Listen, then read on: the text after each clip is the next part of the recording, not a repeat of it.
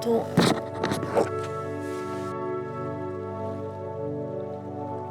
Putain, je sais même plus trop comment faire, par où commencer. Genre, est-ce que je me mets là ou est-ce que je me mets là? Pas que je regarde le retour, faut que je regarde là.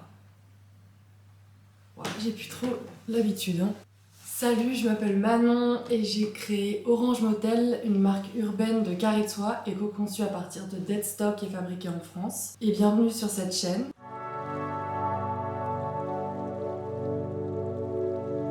Je sais pas trop par où commencer. La seule chose que j'ai envie de vous dire, c'est que cette chaîne va servir à filmer un peu les coulisses de la création d'une marque. Un mélange de vie personnelle, un peu vlog, et en même temps, vous verrez un peu les coulisses de comment on crée une marque. Et vous avancez pas à pas avec moi, puisque j'ai jamais fait ça en fait. C'est la toute première fois, même si ça fait des années que je travaille sur cette marque. Que vous pouvez d'ailleurs découvrir sur Insta, le nom c'est orangemotel.shop, je vous le mettrai quelque part par là. Je ressors ma caméra, ça fait un bail, pour ceux qui savent, cette chaîne avant, c'était une chaîne un peu perso sur laquelle je faisais un peu de tout et de n'importe quoi. J'ai fait un rebranding complet parce que je veux vraiment que ce soit axé autour de ma marque. Ça fait très longtemps que j'avais envie de faire ça, j'ai fait des études de mode et je me souviens que j'avais filmé toute ma dernière année d'études avec mon projet de BTS, etc. Ce qui était assez intéressant. Et après, je m'étais toujours dit que lorsque je créerais ma marque, je filmerais un peu les coulisses, comment ça se passe, etc. Donc j'ai essayé de créer un peu une ADN sur cette chaîne qui correspondra à l'ADN de ma marque. D'ailleurs, sachez que toutes les musiques que vous allez entendre, c'est des musiques que j'ai moi-même créées. J'avais vraiment envie de pousser le truc à fond, comme j'ai l'habitude de faire. J'aime pas faire les choses à moitié, donc c'est pour ça que je me suis dit, écoute, au lieu de t'abonner à une plateforme qui te coûte 13 balles par mois pour pouvoir avoir accès à des musiques libres de droit que au final tout le monde utilise, je me suis dit, écoute, je vais faire mes propres musiques, donc dites-moi ce que vous en pensez. Pour cette première vidéo, j'ai fait un petit sondage sur Instagram pour vous demander si vous aviez des questions justement par rapport à la marque. Je me suis dit que ce serait peut-être un bon moyen d'introduire les vidéos sur cette chaîne. Je sais même pas si le plan là il est cool ou pas. Je sais pas. Bon, comment as-tu eu l'idée de créer cette marque? Eh bien écoutez, je pense qu'au fond de moi j'ai toujours eu envie de créer une marque, en tout cas de créer quelque chose, ça c'est sûr. Depuis que je suis petite, j'aime créer des choses, c'est ce qui m'a poussée à faire des études de mode. Et à la fin de ces études de mode, j'ai essayé de trouver un travail dans la mode. À la base, je voulais bosser dans des bureaux de tendance. Déjà, la plupart ne répondaient pas à mes demandes pour des entretiens. Personne ne me répondait. Il y a une maison qui m'a répondu, avec laquelle j'ai passé un entretien qui s'était très bien passé. Et c'est vrai que généralement, la plupart du temps, on me répondait que je n'avais pas assez d'expérience. Ce qui en fait est normal puisque je sors des études, sauf que je suis diplômée, donc je suis capable de bosser chez toi, j'ai fait des stages, donc je pense que j'aurais pu me débrouiller. Et en fait, si personne te donne ta chance, t'y arriveras pas. Bref, j'ai passé à cet entretien avec cette entreprise, ça s'est très bien passé. Et en fait, je pense qu'ils étaient en plein milieu d'un moment de licenciement, donc ils ont licencié plein de gens dans cette entreprise-là. Et malheureusement, je pense que la personne qui m'a fait passer mon entretien a été licenciée, donc mon dossier est passé à la trappe. Ça m'a un peu dégoûtée parce que franchement j'y croyais vraiment. Mais en fait, à cette époque-là, j'habitais déjà à Paris et il fallait bien payer un loyer, donc j'ai commencé à être vendeuse. Et puis ensuite je suis partie, je vous raconte très rapidement, à Londres et à Amsterdam. Et une fois que j'étais à Londres, je me suis dit, écoute Manon, tu le sais que ça va être compliqué de trouver un job dans ce milieu-là. J'avais pas envie de bosser dans le luxe spécialement, j'avais pas envie spécialement d'être styliste. Vraiment, ce qui m'intéressait, c'était la recherche d'ambiance, recherche de couleurs, tout le côté direction artistique plutôt. Sauf que comme je m'étais pris plusieurs murs dans la tronche, ça m'avait vraiment dégoûtée. Et je me suis dit, écoute, j'ai 2 ans devant moi. 2 ans où je vais pas travailler, je vais vivre avec mes économies à l'étranger, c'est une expérience de malade. Et ça va me permettre de faire ce que j'ai toujours eu envie de faire, c'est-à-dire créer ma marque. Et ensuite, ça rejoint une deuxième question. Pourquoi les foulards? Je savais que j'avais envie de créer une marque. Les vêtements, j'adore les vêtements puisque c'est mes études, etc. Et c'est toujours un milieu qui m'a plu. Mais des vêtements, c'est pas si simple à fabriquer.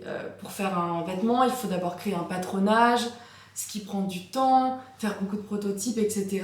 Donc j'avais envie de faire quelque chose d'assez simple déjà pour commencer. Et en fait, c'est tout naturellement que j'ai pensé au foulard parce que c'est un format carré. Et puis, ça faisait vraiment sens avec le fait que mon inspiration principale, enfin je pense la genèse de tout ça, vient de ma grand-mère. Ma grand-mère paternelle portait tout le temps des foulards. Je pense que ça vient de là. C'était également mon inspiration principale pour mon projet de fin d'études de BTS. Donc je pense que tout vient de là à peu près. Après, ça m'a pris beaucoup de temps à savoir vers où je voulais aller, mais la seule chose que je ressentais au fond de moi, c'est que j'avais envie de faire vraiment quelque chose de différent, pas juste des foulards avec des petites fleurs ou quelque chose de... Voilà, je voulais vraiment m'éloigner de cet univers du foulard qu'on connaît déjà si bien, quelque chose de doux qui est que pour les femmes. Voilà, donc j'avais envie de faire un truc vraiment différent et je me suis dit, il faut que je parte totalement à l'opposé.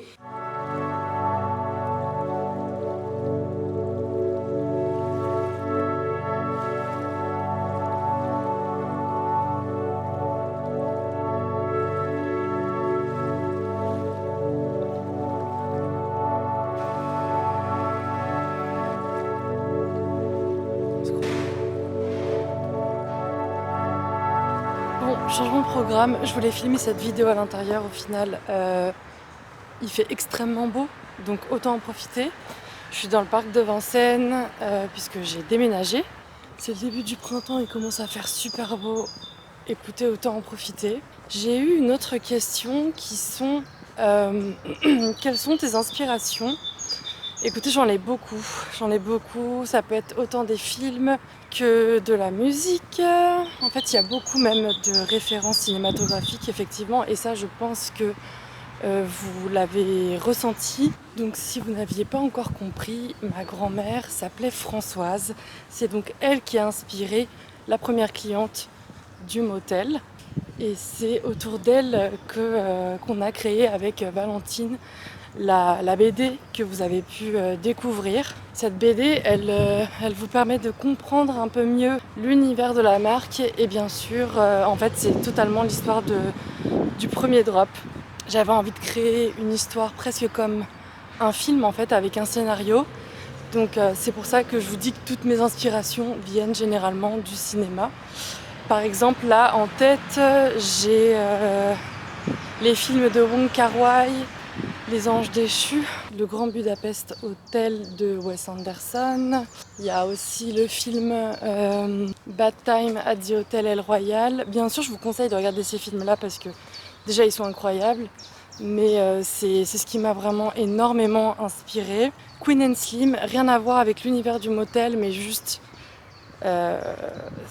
c'est un film qui est incroyable. Il faut que j'arrête de dire incroyable. Et plus récemment, j'ai regardé la série The Idol. J'ai adoré les images. Bon, dans le scénario, je sais pas si certains seront d'accord avec moi, il y a 2-3 trucs qui sont pas très logiques. La piscine aussi, un des premiers films qui m'a inspirée.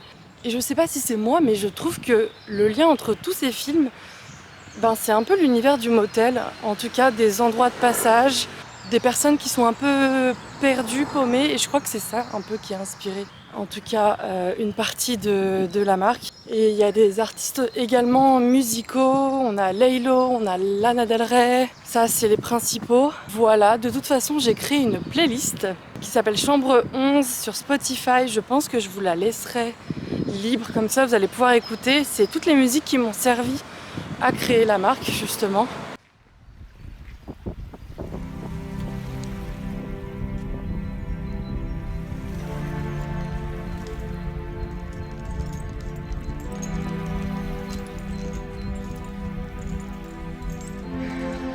Ok, je me suis posée parce qu'en fait j'étais en train de crever de chaud, c'est le début du printemps, je sais pas combien il fait, je me demande s'il fait pas 23 degrés au minimum, mais voilà. Donc j'ai pris mon téléphone parce que la caméra est un peu loin, j'avais envie de changer de plan.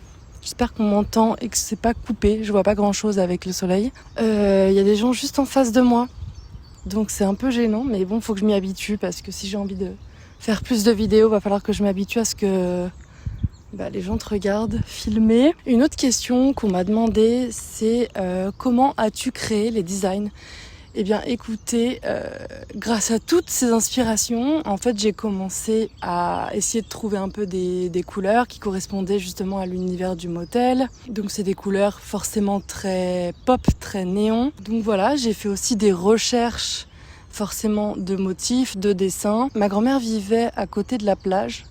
Elle se baladait sur la plage, elle collectionnait les coquillages, elle portait des foulards, des grosses boucles d'oreilles. Donc forcément, ça allait jouer dans mes motifs. J'espère que je ne suis pas trop, enfin en tout cas que ça ne se voit pas à la caméra. Et puis avec cette idée du motel, il y avait forcément cette idée aussi des personnes un peu vagabondes qui juste passent une nuit dans un motel. Et donc de toutes ces breloques qu'on a l'habitude d'avoir dans nos valises, des perles, des bijoux, et on ne sait pas trop d'où ça vient. Des clés aussi, forcément. Et ensuite, côté technique, écoutez, j'ai dessiné tout ça grâce à ma tablette graphique. Mes motifs me plaisent beaucoup. Je suis assez fière de ce que j'ai fait. C'est rare que je dise ce genre de choses-là, mais je crois que, honnêtement, ce projet-là, c'est peut-être un des projets qui me plaît le plus. Enfin, c'est un des projets, c'est le projet dont je suis la plus fière. Parce que j'ai vraiment essayé de pousser les choses à fond. Ensuite, il y a eu toute la réflexion autour de l'éco-responsabilité. En fait, ça me paraissait totalement logique et normal de faire quelque chose de le moins polluant possible. Et la soie, pour ceux qui ne savent pas, à la base, ce sont des petits vers qui créent un cocon qu'on va ébouillanter pour faire fabriquer de la soie. Voilà. Donc, j'avais pas envie de tuer des bestioles rien que pour créer des vêtements. Donc, je me suis dit, je vais tout simplement en acheter, déjà fait. Donc c'est pour ça que j'ai trouvé des stocks dormants. Oh, mais il y a plein de chiens partout, ça par contre c'est génial à Vincennes. Trop choupi, bébé. J'ai fait imprimer mes designs dans une entreprise lyonnaise. Pareil, ça me tenait à cœur de faire fabriquer ça en France. Je pensais pas que j'allais pouvoir y arriver. Parce que, encore une fois, quand tu es une toute petite entreprise, que tu fabriques très peu de quantité, beaucoup d'entreprises te claquent la porte au nez parce que tu vas pas être très rentable. D'ailleurs, c'est de l'impression digitale. L'impression digitale, en fait, c'est génial parce que ça me permet déjà de beaucoup moins polluer parce que c'est vraiment du goutte à goutte.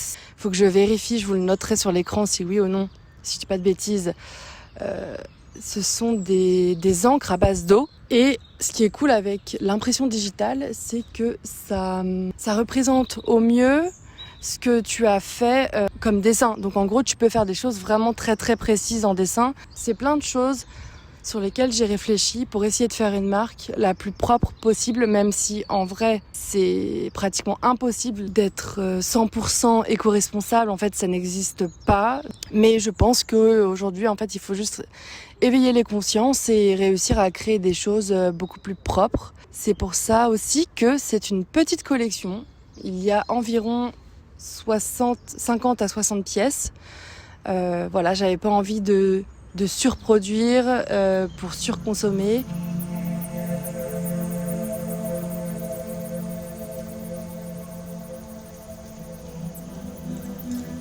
Putain, vous êtes actuellement posé. Non, ça va pas.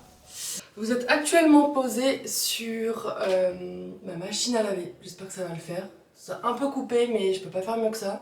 On est le lendemain, donc j'ai des trucs à faire. Donc désolée, mais il faut aussi que je me prépare. Une autre question qu'on m'a posée, c'est est-ce que tu vas faire d'autres produits que des foulards? Pour l'instant, c'est pas prévu. Je vais pas tout vous dévoiler tout de suite, mais j'ai prévu une petite surprise. Je pense que je vous en parlerai plus tard réellement pour vous expliquer d'où vient l'idée, etc. et comment j'ai fait pour faire fabriquer ça. Pourrais-tu nous faire un décompte lors de la mise en vente des produits? Bien sûr, vous allez être au courant dès que les produits sont en vente. Et on m'a demandé aussi, peut-on acheter les foulards?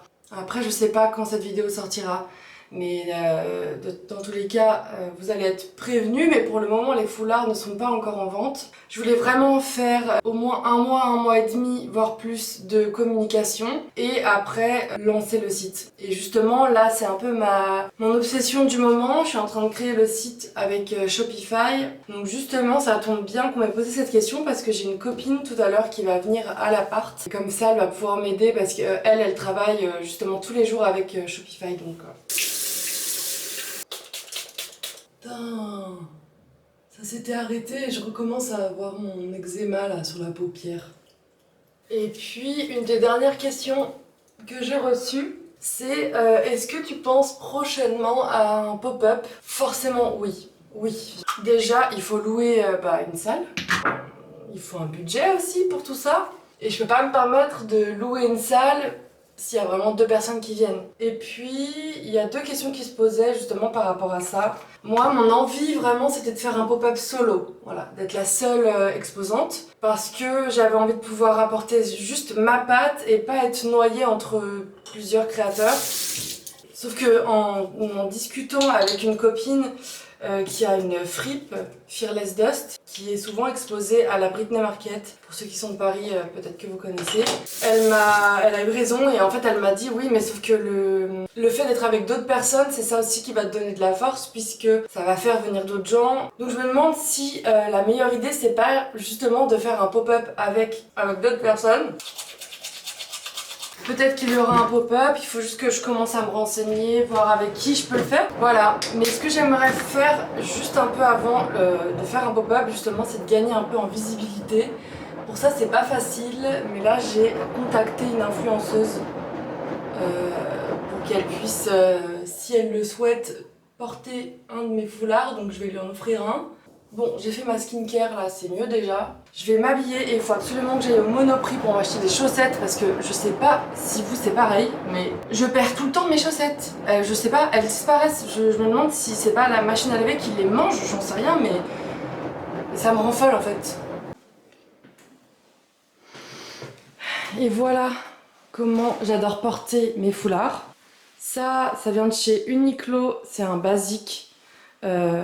J'avoue, j'achète encore mes basiques chez Uniqlo, mais en même temps, ils sont vraiment super. Ça, c'est un jean Levi's que j'ai trouvé sur Vinted. Ça, c'est des Adidas Samba classiques. Et ça, c'est une veste de costume qui était à mon père. Vraiment, j'adore faire des ensembles tout simples. Et après, hop, j'ajoute tout simplement un petit foulard sur le côté. Et je trouve que, écoutez, ça rend super bien. Et voilà! Voilà comment on porte des foulards Orange Motel. Police, donc pour des titres. Je crois que j'avais réussi, mais dans ce truc-là. Oui, c'est ça. T'as trouvé des typos que t'aimais bien par ici ou pas? Non, elles sont toutes affreuses. 0. Ouais. Enfin, après, moi, il y avait. Si, celle-ci, j'avais changé, je l'aime bien pour les petits. Mais pour les titres, en gros, j'aime pas quoi. En fait, ça me fait chier de pas pouvoir utiliser ma typo que j'ai déjà utilisée sur Insta quoi. Tu vois, ça c'est Roboto. C'est un peu.